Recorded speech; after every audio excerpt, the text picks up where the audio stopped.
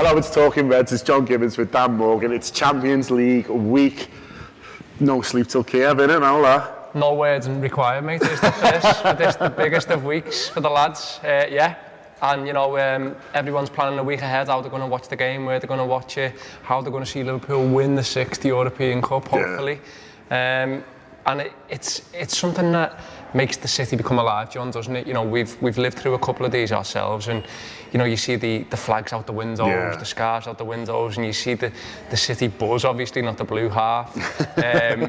But for us Norwegians, us out of towners, yeah, we're absolutely buzzing. No, the city is buzzing, and it's boss to see. Loving all the flags out the windows, as you say, and stuff like that. And it's funny because Andy Heaton of our parish tweeted at the weekend that normally you talk of an exodus out of the city for a final. You know, everyone's talking about going there, but there's so many people coming into Liverpool just to watch it this time as well, thinking, you know, from all around the world. I know a lad who's coming over from Australia because he wants to watch it in Liverpool. He's thinking, don't want to go with me local or whatever, I'm going to go in. And so that you can't get a city in, so I can't get a hotel in the entire city, you know, out to Southport and stuff like that, all sold out, and that's cool as well. So if you're watching it here, or you're watching it in Kiev, if you're lucky like me and you are, or you know, even if you just got a big night with your supporters club, then it's all just gearing towards that now, isn't it? Yeah, it's absolutely fantastic. And I was saying on the free show yesterday that, you know, I think I was lucky enough to be in Madrid when it was the Atletico Real final a few years ago,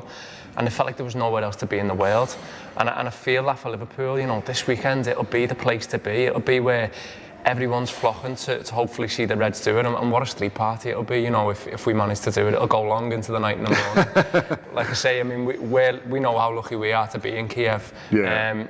But it kind of taps into the whole issue there's been around the parade if we manage to pull it off, and it being on the Sunday, and like I say, we were talking yesterday, and I'm kind of all right with it.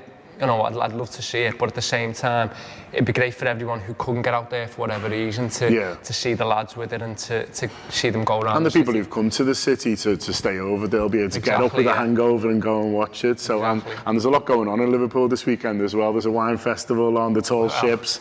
I tried to see if I could get one of them tall ships to take us to Kiev, but I don't know. 3 weeks he said it would be. So we passed on that on this occasion. But you know, hook or like hook, you got to be there. The build-up, I mean, does start today in real terms as well as just us banging on. The press conference is taking place, well, probably as you're watching this. Right now they're doing an open training session at Anfield. Some of our lads have gone, Sean and Craig have gone up there to watch the training and to report back. The news, I guess, biggish news from that is that Emre Can's actually training with the crowd training with the team in front of the people who were there to watch it. And he is a good option, isn't he, Emre? He's become a bit of a forgotten man. You know, I just wrote something for Paddy Powder, said, you know, I don't know why he's waiting to announce he's leaving. You know, no one's bothered anymore, mate. Just get off. You know what I mean? I've had relationships sorted in this breakup, but you know, but if we could get him, he is a decent option for the final, isn't he? If you're thinking about someone on the bench to kind of come on, he takes a decent pen, and you think, you know, if he's going, he's going. But you know, this is one game, and he could be the Vlad Smitser of 2018. Yeah, he's refusing to go back to his girlfriend's house for the CDs, and he's hanging on at the minute. He's leaving that little bit of life left in him. No, look, I wonder about it, whether there's an element that, you know, we're boosting the bench a little bit, and he's what everyone's opinions are on Emre Can, you know, he's a seasoned international for a big European country, and I think that just having him on the bench will make Liverpool look stronger, and as well as that, having him around the place. And again, you know, people have their opinions on him, but he seems very popular amongst his teammates, and I think that's important now for the lads to knuckle down and be around each other, and make sure that they can look in each other's eyes come Saturday night and find, you know, that will to win. And no matter what you say about Emre, he's got that. And the big question marks around his actual ability to get on the pitch and fitness-wise, but you know, if it's 10 minutes even for a penalty, like you say, it's a better option than what we might have. Yeah, no, absolutely. Obviously, I mean, now the FA Cup's out the way, all the kind of build-ups towards this game as well, which I kind of really like. I just like it when Liverpool take over. I feel like everyone should be talking about Liverpool all the time anyway, and so that's what happens in a Champions League final. Just a couple of things I wanted to highlight in terms of sort of press stuff at the moment before we go into the papers. Christian Walsh has written something really good. It's around 7,000 or 8,000 words for the Echo about Jurgen Klopp and FSG and how it was always kind of destined to come together. He's a really good writer, Christian, and it's great that he's been given license to kind of go a bit longer on this and talk about FSG, Jurgen Klopp and their kind of respective styles and how it's, this marriage has worked. So that's really good. That's something to look out for. Also on LFC TV tonight, there's something which is Kenny Dalglish and Graham Souness saying how to win the European Cup. They should know, but I mean, just seeing them two kind of come together, I've seen a few clips from it and there's a few quotes kind of knocking around and that looks really good. And just to see them two kind of in a room just talking and two of the best players ever to play for Liverpool. I think my dad would have them 1 and 2, to be honest with you. So just to kind of see that is kind of a really cool thing. And then there's a Mo Salah documentary on Channel 4 tomorrow night as well, which is worth looking out for, not least because I'm in it. Oh wow, did you make the cut, yeah? Apparently so. Love it. Absolutely love it. Should we have a look at the papers anyway? Yeah, let's have a look at the papers. That's right. So Dan, you've been going through the papers this morning. What have you got for me? Yeah, we'll start with the Echo. John, there's the interview Klopp's given with a few nationals, and it's made the Echo today. Ian Doyle's reported on it, and it's just in preparation for the final, really. Klopp talks about what Liverpool can expect and talks about luck a lot as well. And what I noticed from it, he kind of brings it back to a human element, which Klopp always seems to do. You know, he talks about being healthy, he has a fantastic family, and he has a lot of luck being the Liverpool manager. And do you think that relaxes the players in many ways? You know, that he just makes it less than the massive occasion it is in some way? You'd hope so, yeah. I mean, look, Klopp's record in finals isn't great, so you maybe say, well, does he kind of need a different approach or whatever? But I think, generally speaking, I think he is good at taking the pressure off, and he is good at getting players to enjoy themselves and to relax and to kind of play the natural game and we've seen that, you know, in big occasions that the Liverpool have took part in, albeit not quite finals yet. We're hoping that this is the one to change. But I like the way he talks about, you know, it not being, you know, the be all and end all, whether, you know, you win a certain game or whatever. It's more about, well, where is it that you want to get to eventually, and if we don't win this final, then there will be one where that we do. And I think they do just seem dead relaxed to me from any of the clips I've seen from Marbella, from when the player interviews as well as this one. They do seem kind of very relaxed. Of course, that might change. There's 6 days to go between now and the final. I'm sure there'll be nerves somewhere approaching the day, but at the moment the players just seem in a really good place. And he's talked about that Bale final, Annie, and said, like, you know, he just felt second half they had nothing in the legs, whereas now it's the 2-week break, they've been away, they've done the training camps, they've just kind of had that little bit more time, hopefully that'll get us over the line. Yeah, I totally agree. I had a look at the Bale line-up before, and there's probably 3 players that are going to start. Is that right? Yeah. So I think I looked at Firmino, Lovren and Milner. So, you know, you can argue Milner only plays that night because Henderson's out, because he didn't play a lot of football that season for Klopp in centre mid. So shows how far we've come, doesn't it, in such a short. Yeah, and also you talk about, you know, you obsess as fans over hang-ups, so will they be worried about what happened in Bale? Well, Virgil van Dijk's not worried about what happened in Bale. Exactly. Can't even spell it. Alberto Moreno might be, but he'll be on the bench. There's also an excerpt from Sergio Ramos, who talks about what he's expecting from Liverpool, and he talks about the front three, obviously. And Ramos talks about, he uses words such as controlling and getting hold of Liverpool's front three, and also mentions Real Madrid's danger from set pieces and the game being defined by fine margins. Do you think that's a bit of an insight into how they might approach it? Yeah, it is, yeah. I think Ramos has played Salah very well in the past. I think when there's some clips going around, or certainly what I've seen about when he was at Roma. Obviously Salah's a different player now, you'd think a better player, but he does get very tight to him.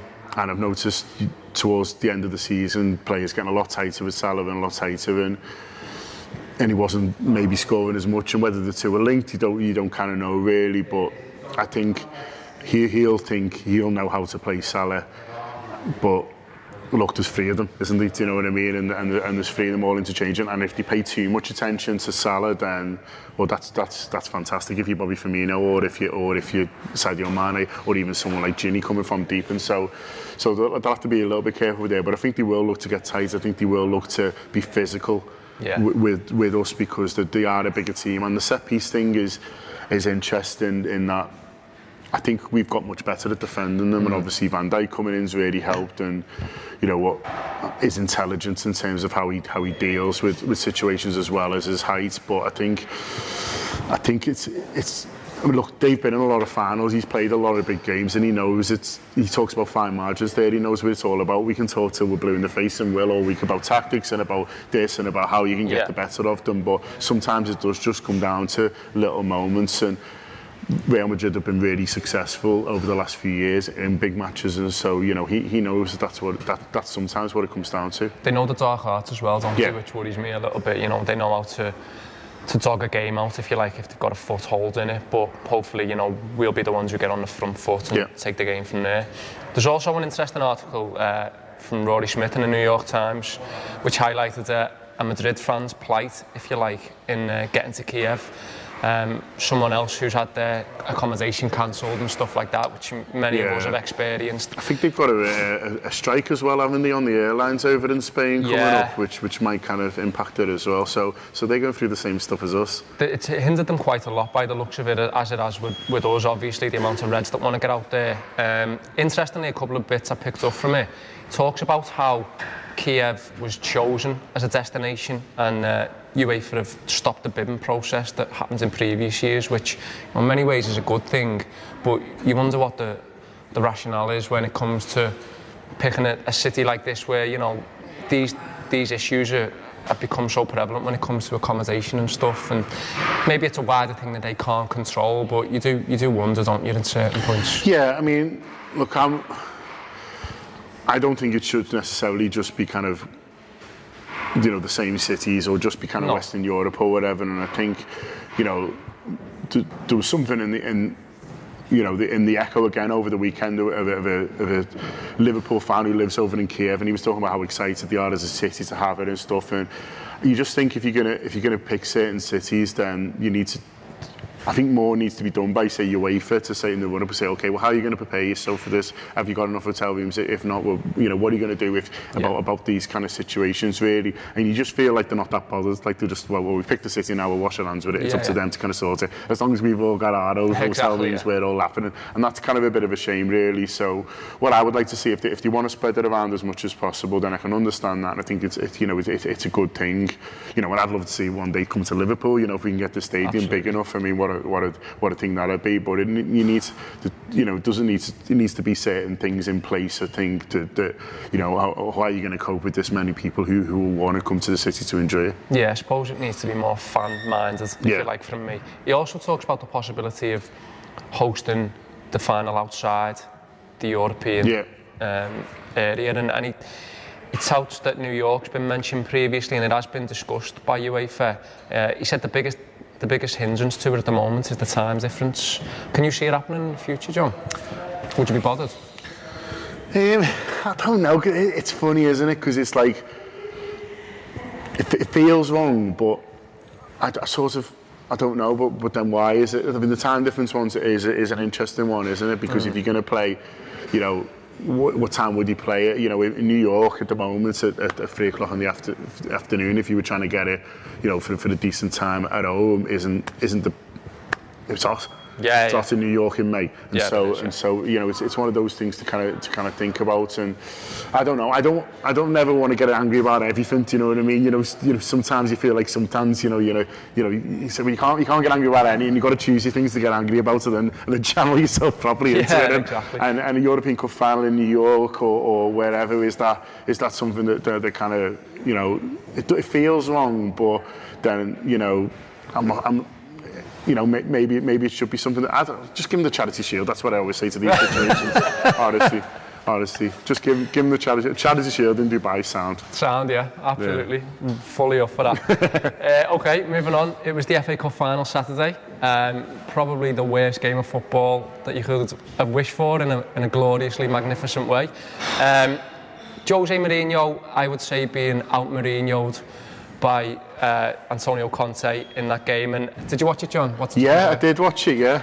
I watched it over in Chester because I was over there for a gig, so I was over there. Yeah, not a great game, but you know, I mean, these teams just aren't as good as Liverpool, though, are they, mate? That's the problem that they've got. They're not as entertaining, they're not as flamboyant, they're not as exciting, so I feel a bit sorry for them watching them sometimes. I think they have a genuine problem with that now. I think in terms of, there is the fan bases of those two teams now looking at Liverpool and Manchester City going, well, that's the level being set in terms of attacking football in this league, and it's possible because we're watching it on a weekly basis. And I think that's where, in a way, United in particular are finding it so hard to deal with the current situation under Mourinho. And, you know, they've just finished second in the league. They've got to the cup final. They could have won the game, but it felt very much to me like a one-goal game, a first goal game. But the problem they have now is that you feel that they wonder when they're going to be in a position where they're getting entertained by a Jose Mourinho football team. And there's a bit of fallout from the final in terms of both teams. You know, both have been lamented slightly in terms of the press coverage and the paper coverage from it. There's a headline in the Mirror that says Mourinho is going to get 250 million to spend now as a result of the season and to mount a title challenge next season. Do you think he'll go big next in the close season?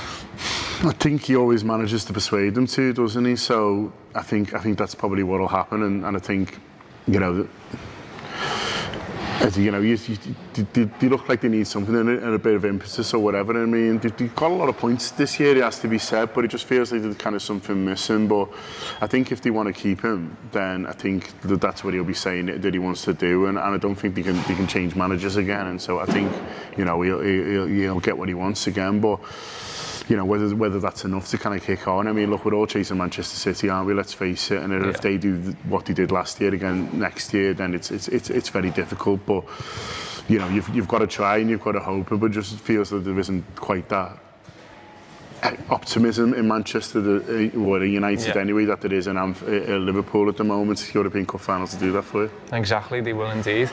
And Chelsea as well. You know, you look at this possibly being Antonio Conte's last stand as Chelsea manager. There's an interesting little insert in the Mirror from Willian where he's put a tweet up or an Instagram post where he's completely covered Antonio Conte with cup emojis, which is interesting and possibly says a lot about how he feels about his manager there. Yeah, I didn't realise that was a thing. I think Conte's done yet. I think, look, when there's a large number of the players who want you out, I think the chairman just takes the easy way. I think it's mad that you can have a manager who comes in, wins the league in his first year, FA Cup in his second, and loses his job. But that's Chelsea, and look, Chelsea have been very successful, so it's hard to knock it. But I think generally, if there's top players like Willian, and I'm sure he's not the only one, you know, to have the confidence to do that, I'm sure he's not the only one. Then I think it's normally a matter of time, and they'll get someone else in, and look, he'll probably win a trophy. So that's how they've done it, isn't it? Yeah, they're a funny club, aren't they? They seem to have a great season followed by an awful one, almost routinely. That brings us on to the manager merry-go-round. The Mirror today reporting a few different links and people being close to jobs. The first one is obviously Arteta at Arsenal, which I find a bit of a mad one.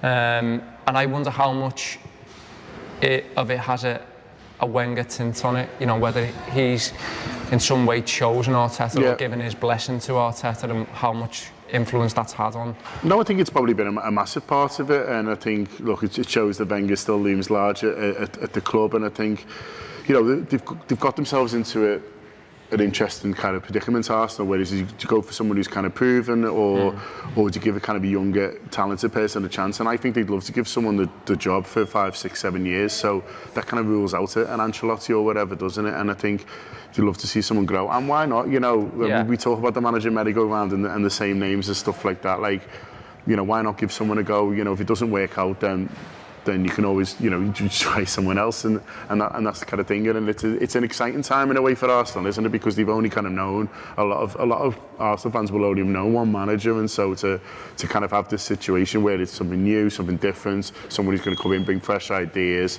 maybe give some players a go who haven't bring some of the younger players through. I think, there is kind of potential there. Obviously, it could go wrong as well, but then you kind of mix it up. So I'd be more interested in them giving it to a name who hasn't maybe you haven't seen before, and just kind of see how they go really, rather than someone else. But it's not my football club. No, it's interesting. It's an interesting approach, and I agree with you. I think in a way it's very refreshing in terms of the usual merry-go-round that we see. Other clubs and managers, Manuel Pellegrini looks like he's going to be confirmed as the new West Ham manager within the next 48 hours. Happy to see him back in the league, or not bothered, whatever.